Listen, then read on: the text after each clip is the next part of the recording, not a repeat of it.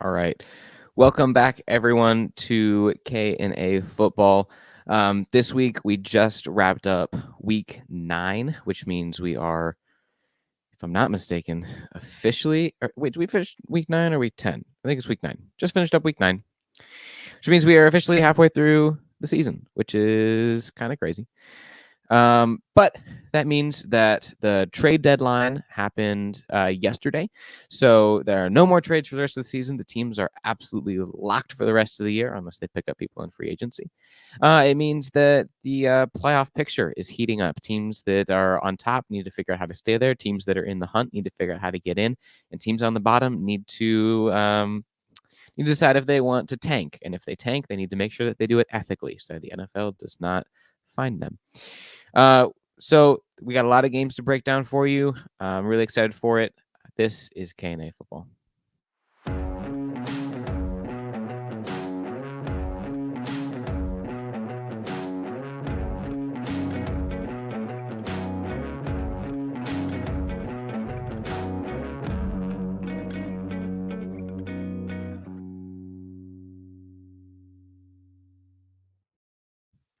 Man, I don't know if I'm ever going to get tired of that intro.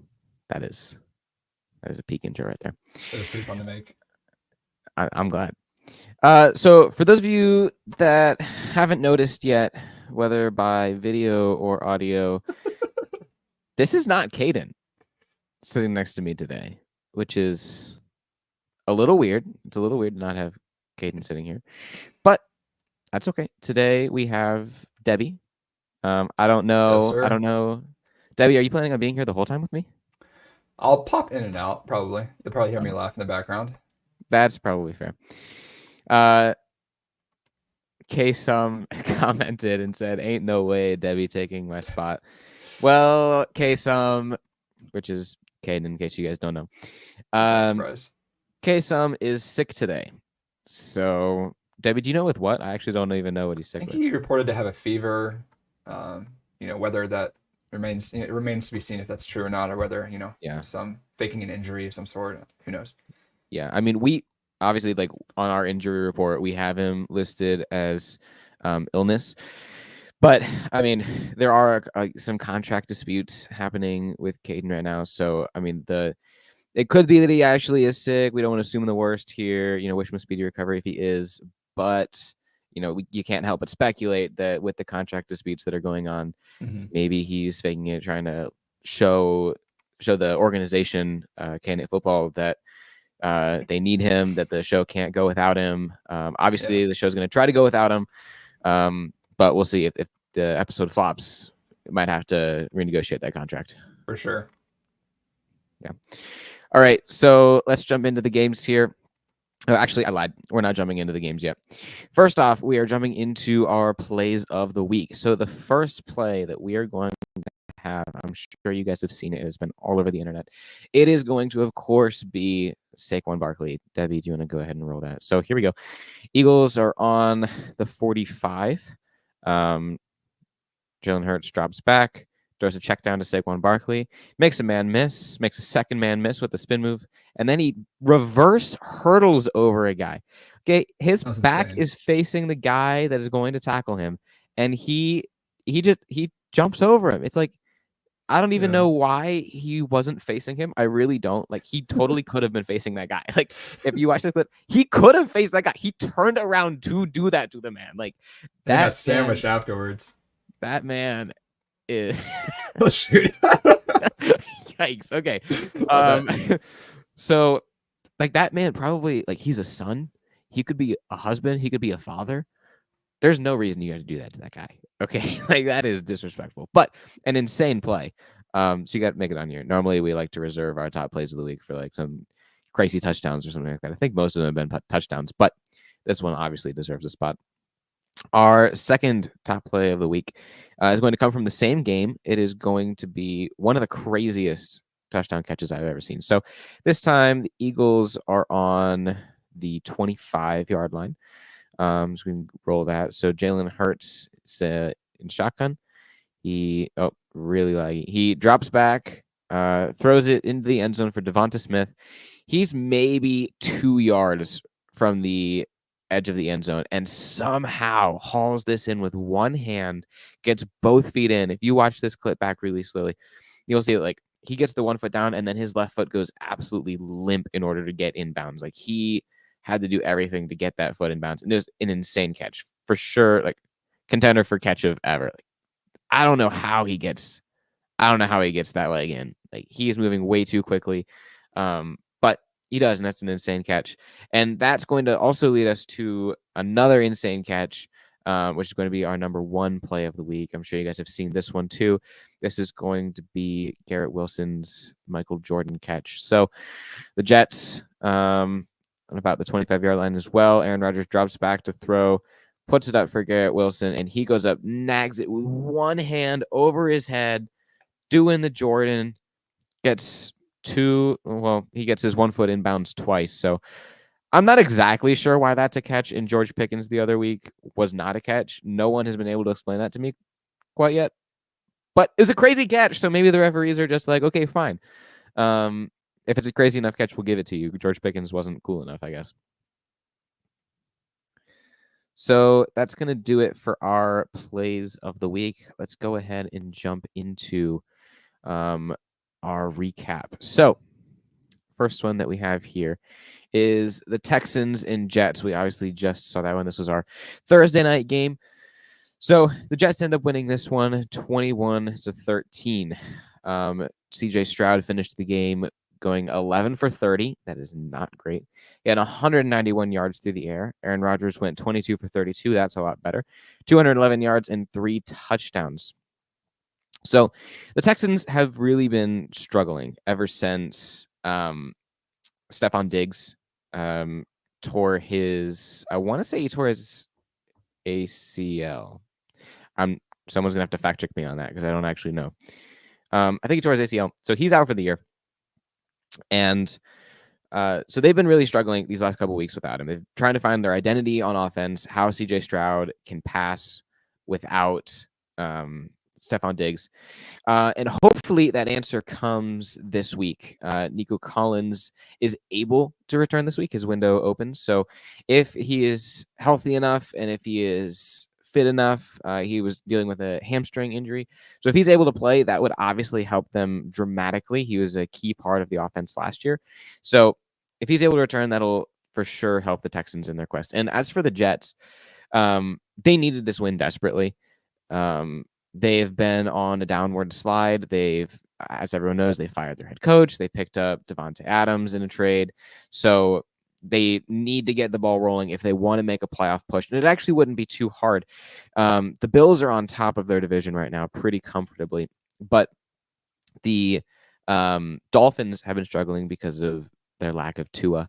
The Patriots have been struggling just because they're the Patriots, and the Jets have been struggling. So whichever one of those two teams can really kind of pick things up, it might be a little too late to win the division at this point, but if they can make a nice push towards the end here, maybe win, somehow squeak 11 games out of here, I think they'd have to almost win out if they want to do that, but it's not out of the question. It was the ACL on his right knee. It was. So, yeah, you were correct. I couldn't remember if it was the ACL or if it was another Achilles injury that happened there. Yeah. All right, then let's move to the Sunday games. And I'm going to be completely honest with you guys. I did not see too many of these games. I was in Cleveland. If you didn't catch last week's episode, I was in Cleveland. I was watching the Browns-Chargers game. It was a great time. I'll tell you guys all about that once we get there. But so I didn't see too many of these. So I'm operating on like what I saw, the research that I was able to gather. So if I missed something that's very, very important, I'm very sorry. So first up, we have the Saints and Panthers divisional game. This is a huge, huge rivalry game. If Caden was here, he would tell us all about it. I'm sure that he'd have a lot to say about this, and I'm sure he'd be super, super hyped because the Panthers won. The Panthers won 23-22 against the Saints. Derek Carr went 18 for 31. That's not great. He had 236 yards, though. That's good. He had a touchdown. Bryce Young went 16 for 26, 171 yards, a touchdown and interception. So not a great day for Bryce Young by any means, but they got the win, and that is what matters when it comes down to it. this loss for the Saints led to a lot. First off, earlier in the game, Derek Carr threw an absolute hospital pass to Chris Olave.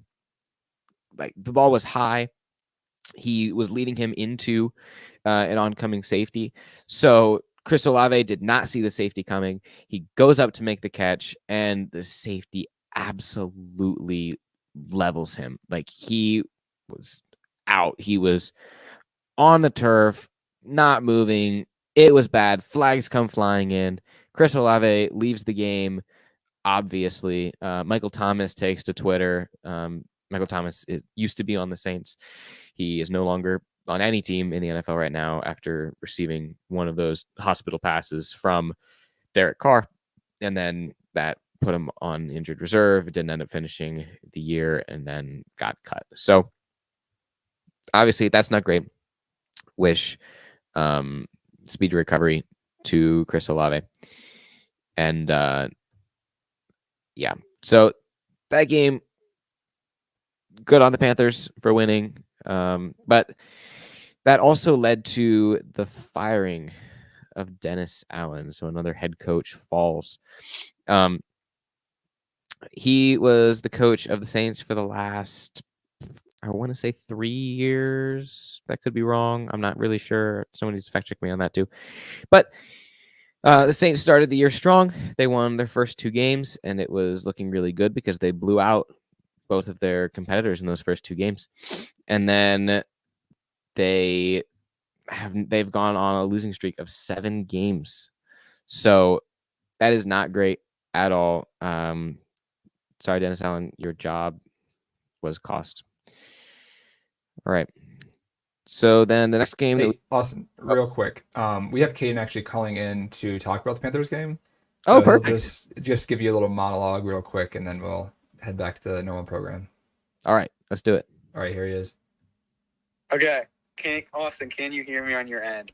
I guess I can't really hear you, but all I know is, like you said, you went to the Browns game, so you have not the most knowledge of what happened in these games. And before you go ahead and talk some crap on the Panthers, I needed to go ahead before I heard whatever blasphemy you were about to say about them and just say that Bryce Young is back. And he looks after his benching, in week 2. The last 2 weeks, he's played like the best football he's played in his career. He looks amazing, and I was ready to say, he's a bust. He's over, but I'm officially back on the Bryce Young train. I know that you're probably rolling your eyes, and I hear Debbie laughing right now, but at least until Sunday when I hop back off of that train. I'm on that train at least for the rest of this week. So, and we play the Giants in Germany on Sunday, so we could go on a 2-game winning streak. So, but for real though, Bryce Young did play amazing, and I don't know if you saw, but he had 2 plays in this game that one was an interception that was in his wide receiver's hands, and the DB just ripped it out, and that's not Bryce Young's fault. And he had another 50-yard touchdown that was thrown and then just dropped by the receiver. So he could have had an even better day. But all right, I'll let you get back to the Nay and A podcast, but. Yeah, like Debbie and you were alluding to, if it flops, we need to rework my contract at the end of the year. But have a good rest of the podcast, boys. I'm probably going to head to bed too late so that I can be ready for next week. All right. Thanks, Caden, for calling in. Glad to have your input even when you're sick. All right, next game that we have here, and by sick, I mean first off, sick, but sick also as in sick in the head because he thinks Bryce Young is. The rumors might be true. Yeah, it's delusional. Yeah. It's okay. Yeah, that might cut into the contract a little bit. All right, the next game we have here is going to be the Commanders and Giants. Don't have too much to say about this game. Daniel Jones he's been playing a lot better. Daniel Jones went 20 for 26, 174 yards and 2 touchdowns. So the Commanders, if I didn't mention it already, they ended up winning this game 27-22. Daniel Jones looking a lot better than he did at the beginning of the year, which is good. Main storyline that I have for you guys here is that the Commanders are still on top of the NFC East. So that's huge for them. Obviously, rookie Jaden Daniels doing his part to lead this team. So the Cowboys have been struggling. The Eagles are mediocre at best right now. And then obviously the Giants in their division too, and they're not going to do too much. So the Commanders are in a similar situation in the NFC East as the Bills are in the AFC East, where they're on top very comfortably at the moment. They just need to kind of hang on to that at the back half of the season as the mediocre and bad teams in their division try to need to play catch up. So we'll see what happens. Wish the Commanders the best of luck as their season continues. Speaking of the Dolphins and the Bills, actually, we had the Dolphins and Bills playing each other. Dolphins ended up losing 27-30. Tua went 25 for 28, 231 yards and 2 touchdowns.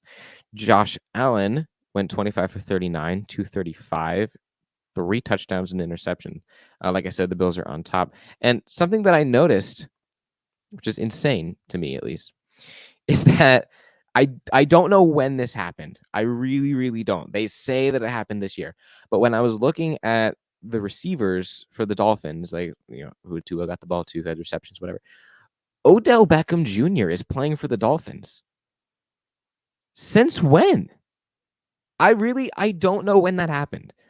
Last I checked, he was, I don't know who he played for last. The Rams? I think the Rams is the last team he played for. And now he's on the Dolphins. So I don't know when that happened. I don't know why I haven't seen his name before. I think I saw that maybe he was injured earlier and now he's playing. But that was a little crazy. So whatever. Just a little side note there. There's a post from the Miami Dolphins on X on May 8th saying that they got OBJ. So, well, I guess they got him a long time ago, and I just haven't no one noticed. talked about it. Yeah. The thing no one wants to talk about, I guess. He was signed to a 1-year deal worth up to $8.25 million. Okay. According to the I mean, NFL. that's good money for a guy his age. That, well, good for him, I guess. I don't know. His career's kind of been in the dumpster the last couple of years, but good for him. All right. Next game is going to be the Chargers and Browns. Oh, boy, do I have a lot to tell you guys about this. So first off, Chargers win 27-10. Yay, Chargers. First off, this was my first professional game. I've been to college games before, but I've never been to a professional game. So very excited to go watch the Browns play. So first off, atmosphere is phenomenal. As I would anticipate, everyone is hyped. I think they were more hyped to see our defense on the field than they were our offense, because they knew that our offense was going to be not the best in the world, but our defense really, really good. So, everyone goes crazy when Myles Garrett does anything. Everyone goes crazy on third downs. You know how it is. It's a great time. Fantastic all around. It was like the Military Appreciation Day, so that was super cool. We got the flyovers. We got the military bands playing at halftime. It's a good time. Okay. Then the Chargers start pulling away. And this is where the story takes a turn. Because, first off, that takes a really big hit to the atmosphere. Not as many fans. People don't go crazy on third down anymore, because when you're down by this much, it doesn't really matter anymore. But that is the golden ticket right there. Because let me tell you, when people start leaving and you stay, that means that there's no traffic getting out of there. We walked to my car and left. There was virtually no traffic. We just got straight out of there. It was absolutely gorgeous. Now, to comment on the actual parts of the game, famous Jameis had himself a historic day. He threw his 100th, 101st, and 102nd career interceptions all in a day. I know. It is absolutely historic. Everyone was like, is this going to be the day Jameis breaks 100 interceptions? Is it going to happen? Turns out it was a real treat. Not only did he get 100, but 101 and 102. So shout out to him for always putting up 3 of something, whether it's going to be touchdowns, interceptions, or a combination of the two. He did have one touchdown, so there was that. But that's that for that game. Great game to go to. If you ever have a chance to go to a Cleveland Browns game, highly recommend it before they move stadiums. It's a good time. All right. Next game I got here is the Patriots and Titans. Somehow, the Titans wound up winning this game 20-17. Drake May went 29 for 41, and he had 95 yards rushing. So he led the team rushing. Mason Rudolph went 20 for 33. So not the worst day for him. They ended up getting the win. So shout out to them. I don't have too much else to say about this game other than the Titans won. So good for them. Next game is the Cowboys and Falcons. So the Cowboys ended up losing this one 21-27.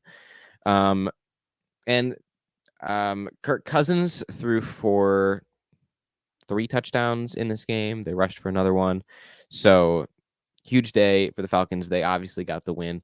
But the big storyline coming out of this game is that not only did the Cowboys lose, which is obviously always big, but Dak Prescott got hurt in this game. So he left this game early. Cooper Rush had to finish. He performed well enough. But that's big. So after the game, they're looking at Dak. All right, what's he got? What's going on here? So turns out he did tear his hamstring. I don't know how much. It was only confirmed that he tore his hamstring maybe an hour ago. So he tore his hamstring. Don't know how much. So he's going to be out for a minimum of 4 weeks. He's going on injured reserve. So that is huge for the Cowboys. In other news for the Cowboys, remember how Katie and I were talking the other week, like our audible, maybe a week or two ago, was the Dallas Cowboys had to do something, whether that's they add a receiver, they add a running back, they get, a new scheme for the defense. They have to do something to change something up. Well, don't worry, everybody. Jerry Jones has you covered. That's right. Jerry Jones. You thought he wasn't going to do anything. You thought that he was going to sit back through another trade season and he wasn't going to make any moves because his 2-5 team is going to go absolutely crazy starting now. Well, don't you fret. Don't you fret. He made a big blockbuster trade. He traded away a 4th-round pick, okay, for a 4th-string wide receiver from Carolina. He has 12 whole receptions this season, and he only has 2 games in his entire career with more than 4 receptions. Yep, Jerry Jones, that's really going to fix your team, isn't it? Your team that is currently sitting at, what are they sitting at? Currently sitting at 3-5. Ooh, your 3-5 team that's supposed to make the playoffs. They're supposed to make a push. They're supposed to be good every year. 3-5. You're going to trade for a 4th-string wide receiver. That's a really, really bright move right there. I don't know why he did it. It seems like a stupid trade to me. Like, I guess you have no one. I guess he's going to be your next best option behind CeeDee Lamb. Sure.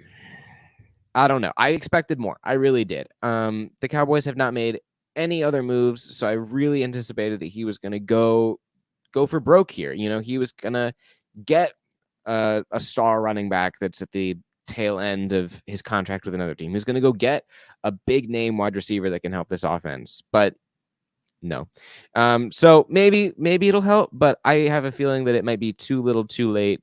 Getting this guy at this point in the season, especially with Dak Prescott going to be out for a minimum of 4 weeks, starting Cooper Rush for at least 4 weeks.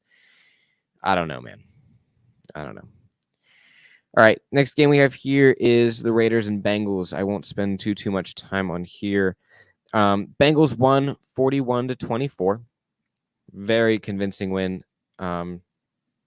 Joe Burrow had a 5-touchdown day. Gesicki had 100 yards, 2 touchdowns on only 5 receptions. That is very, very impressive. So again, not too much to say here. Bengals obviously hitting their stride here late, as they always do. They didn't need T. Higgins as much this week as they have in previous weeks. Like I and Caden have mentioned that Bengals offense tends to struggle when they don't have T. Higgins, but this is an exception to the rule, mostly because the Raiders are just straight up bad. Next game I have here is going to be very, very similar. It's the Ravens and Broncos. The Ravens ended up winning this one 41-10. Don't need to talk too much here. Nothing super crazy. Lamar Jackson continuing to do Lamar Jackson things. Derrick Henry continuing to perform well. Their defense is performing well. The Broncos obviously only put up 10 points, but that's to be expected when you're playing against the best team in the NFL, other than maybe the Lions. Next game is the Cardinals and Bears. The Cardinals won 29-9. Cardinals had no passing touchdowns this game, but they did have 3 rushing touchdowns. They had 2 fumbles. The Cardinals did. Marvin Johnson Jr. fumbled once, and Kyler Murray fumbled once. But obviously, they were fine. They ended up beating the Bears by 9. So nothing too much to note there. Debbie, if you want to look really quick, I remember seeing something about DJ Moore. There's some viral video with DJ Moore, and I don't know what that was. You can try to look that up really quick if you can while I hop to the next game here, and we can come back to that. The next game is going to be the Eagles and the Jaguars. Yeah, there we go. Switching that up. So Eagles and Jaguars is the game that I have next up here. We have Trevor Lawrence going 16 for 31. Yikes. 169 yards, 2 interceptions. Yikes. He had 2 rushing touchdowns with his legs. Jalen Hurts had 230 yards, 3 touchdowns. And then the man of the hour, Saquon Barkley, had 27 carries. That is an insane amount of carries. 159 yards and a touchdown. That is insane work from Saquon Barkley there. And the Eagles in general, the Jaguars are obviously struggling quite a bit. To contend with the Eagles like that is good, but you can't throw 2 interceptions and expect to contend with them. So Trevor Lawrence needs to figure out what he's up to. And honestly, at the end of this year, when Joe Flacco's contract runs out with the Colts, and they don't want to sign a 8,000-year-old man to be their quarterback anymore, I have a feeling that the next place Joe Flacco is going to make his way to is going to be to the Jaguars, because Trevor Lawrence has been struggling mightily, but they paid him way too much to bench him. So if they have a solid guy like Flacco behind there, maybe they can consider for a couple of games. All right, next game here is going to be the Rams and Seahawks. The Rams ended up winning this one 26. Yeah. Was it like news about an injury? No, it was like something where he just like walked off the field or something weird like that. Oh yeah, okay. This is from NFL Buzz on X. Looks to be pretty reputable. Says DJ Moore says he tweaked ankle in viral video of wide receiver walking off field mid play. I'll try to find the video if you need it, but it seems like he either made an excuse or just left the field mid play. Okay. Well, if I were him, I'd leave the field too if your team's only scoring 9 points on offense, no touchdowns. Fair enough. But yeah. Okay. Well, that's that then. Like I saw something about DJ Moore walking off field mid play, but I completely forgot about it until I was talking about the game. I meant to go look at it. So thanks for looking that up. Next game, like I said, is the Rams and Seahawks. Rams ended up winning this one 26-20. Geno Smith had a day. He had 3 touchdowns and 3 interceptions, so I feel like those kind of cancel out. Both of these teams are sitting at around a 500 record. So the Rams have a little bit better of a path. Their division is struggling right now. The Seahawks are in their division. The Rams are performing very solidly. The 49ers are struggling. And the team on top of their division right now is, I believe, the Cardinals. So the Rams playing catch up to them, but it is very, very close between those two teams. DK Metcalf was injured again for this game, so the Seahawks did not have him, and they have been struggling heavily without their number one receiver. And then Puka Nacua got ejected from this game, so that was not great. He threw a punch early in the game, so I think he scored like 1, maybe 2 fantasy points. I'm sorry. Someone had texted me. It was my sister. My sister texted me earlier this week before the games. She said, "Hey, Austin, should I start Puka Nacua?" And I said, "Yes, you should.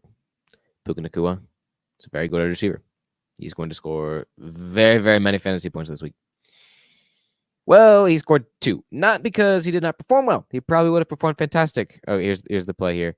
Puka Nacua at the bottom there, and yeah, you see he just gets upset with a little bit of a late hit, but it's nothing crazy, and then he just punches him, and that's gonna get you every time. Like, the referee is standing right there. There is no reason you have to do that. Like, just if it's a late hit, let the referee call it. If it's not a late hit, don't do that crap. Yeah. So that's just stupid right there. But so sorry to everyone who started him, especially if you asked me for fantasy advice. That's not on me. That's on him. You can bring that up with him later. I'm sure he'll be on the show at some point, so bring that up. Next game that we have is the Lions and Packers. This was a highly, highly anticipated game. The Lions end up winning this one 24-14. They are hitting their stride. Not that they haven't been in their stride, but they're hitting it. They are on top of the NFC North. Right behind them are it's either the Vikings or the Packers, and I don't remember which one of them is right behind. So that's super big for them. They have worked very, very hard to get to this point. Last year, they made it to the playoffs, and they are just one game away from the Super Bowl, I believe, if I'm remembering that correctly. So this year, very convincing for them, and major point to their season was the loss of Aiden Hutchinson. He broke his leg, so that was a very, very glaring hole on the defensive line. So they went ahead and they traded for Zadarius Smith from the Cleveland Browns. I'm sorry to see Zadarius Smith go. I think he's a really great compliment to Myles Garrett on that defensive line. But I wish him the best of success in Detroit. Yeah, it's the Vikings and then the Packers. Yeah. No, the Lions and Packers, you mean? Oh, wait, Lions, Vikings, Packers. Packers, I see what Bears, you mean. I see what you mean. Okay. Thank you. I couldn't remember which one of those guys were on top, but that would make sense. All right, next game here. Almost to the end here, guys, and I'm kind of flying through these because I don't have Caden, so maybe we can put that in, like, reasons why Caden should get a better contract. Makes the show was podcast shorter longer. without him. Next game is the Colts and Vikings. The Vikings wound up winning this one 21-13. The Colts, after benching Anthony Richardson, they're like, okay, Anthony Richardson, least accurate quarterback in the league. He is performing very, very poorly. What are we going to do? Let's get Joe Flacco out here. Let's show Anthony Richardson how you play quarterback in the NFL. Okay, let's give him the business a little bit here. Okay, so then Joe Flacco decided to show him what the business was. And the business is apparently only going for 179 yards through the air and having less than 70 rushing yards. So slow clap for the geniuses on the Colts.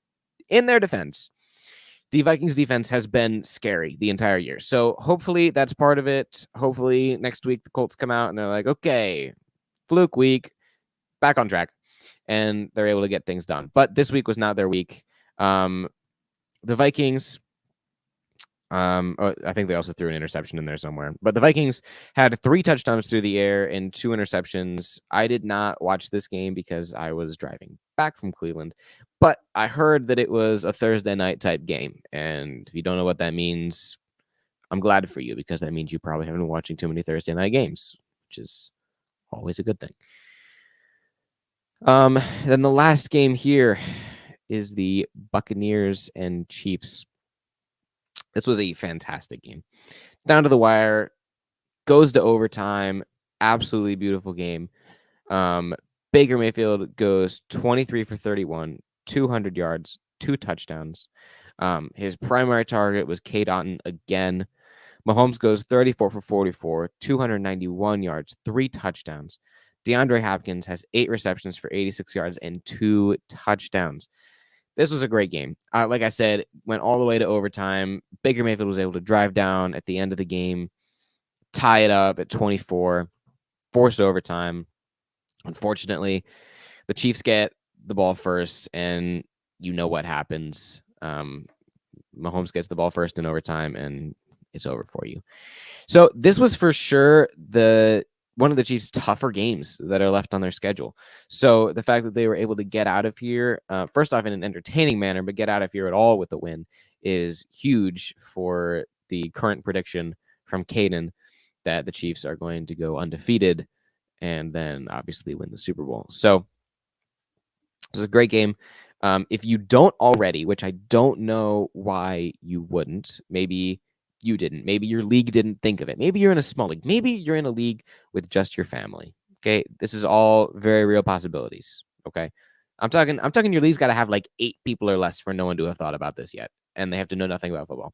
But if you have not gone and picked up Cade Otton as a tight end, you need to do that in fantasy right now because he is going to be Baker's number 1 option until Mike Evans comes back. And then number 2, if you haven't gone and picked up DeAndre Hopkins in your fantasy league, you need to also go do that right now. I don't care who you have to cut. There is someone on your team that is not performing well, is injured for the rest of the season. For some reason, you haven't cut them from your team yet. Maybe you drafted 2 quarterbacks in case one gets hurt for some reason, and the one's bye week has already passed. Cut someone. Get DeAndre Hopkins. Get Cade Otton. They are going to pay dividends later. This is DeAndre Hopkins' first game with the Chiefs, and he has 2 touchdowns, 81 yards through the air. It's absolute necessity to get that. All right. So that does it for the recap. I don't have anything else, which means that before we move on to our next thing, I need to tell you about our friends at K&F Construction. K&F Construction has been serving the Northeast Ohio community for over 16 years, specializing in composite decks. K&F Construction takes the time and effort to provide the service and product you deserve for your home. You can call K&F Construction today at 330-575-2465 for a free estimate. Again, that's 330-575-2465. You can also visit kfdex.com, which is linked in the description. K&F Construction, let us build your dream backyard. So normally, the next thing that we would have here is Caden and I would speed run our picks for the next week. But I didn't think it was fair if Caden got to hear my picks before he said anything, because then he could exploit me for the fact that I am losing right now. And he could either just pick all of the same games as me, or he could, be sneaky in different ways, and any weird game that I pick, he just picks the opposite just because I did it. So I'm not going to tell you my picks for the first reason of I'm scared and I don't really want to go on a date with a teddy bear. But 2, then you guys don't get to hear his picks, and that's no fun. So Debbie's going to post a graphic at some point on our Instagram. So make sure you're going and following that. That's KA_football on Instagram. While you're at it, make sure you're following us on YouTube and everywhere else you get your podcast so you don't miss anything. So we're going to take a very quick break, and then we're going to come back with our segment of the week.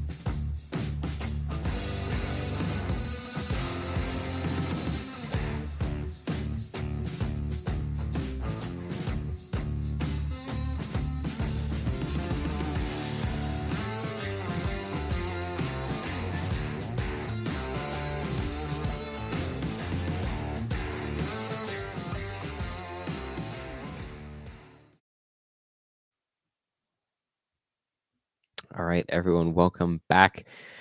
Debbie, do you want to introduce what we're doing next? Sure. This week's segment is the Hail Mary segment. So basically, what that entails is Austin's going to give a wild, just kind of Hail Mary. He's going to just throw the ball up there, hope it lands somewhere. And we've seen a lot of good Hail Marys, I feel like, this season so far. I'm really enjoying the new segments that we do every week, and just kind of see what happens. So I think the most obvious one that we have going right now is just hoping that Caden's hits. Kind of hoping, depending on whether you're a Chiefs fan or not. But yeah, what do you got for this week, Austin? Yeah. So for those of you that don't know, Caden's current Hail Mary that we're keeping track of is that the Chiefs will go undefeated and win the Super Bowl. I alluded to that earlier. Mine is similar in the sense that I will now be rooting for a team to perform a certain way and come out with a certain record. My Hail Mary is the first part of it isn't going to seem quite as crazy, but I think this is the last part that's going to get you. Is that the Cowboys will finish 5-12 and tie for last place in their division. So, wow. Yeah. So at the moment, the Cowboys are sitting at 3-5, which means that in order for them to go 5-12, they are only allowed to win 2 of their next games. They have 9 games left. So they need to win 2 of their next games. So let's look at their games really quickly. So of the games that they have left, they are playing the Eagles. They are playing the Texans, Commanders, Giants, Bengals, Panthers, Buccaneers, Eagles again, and Commanders again.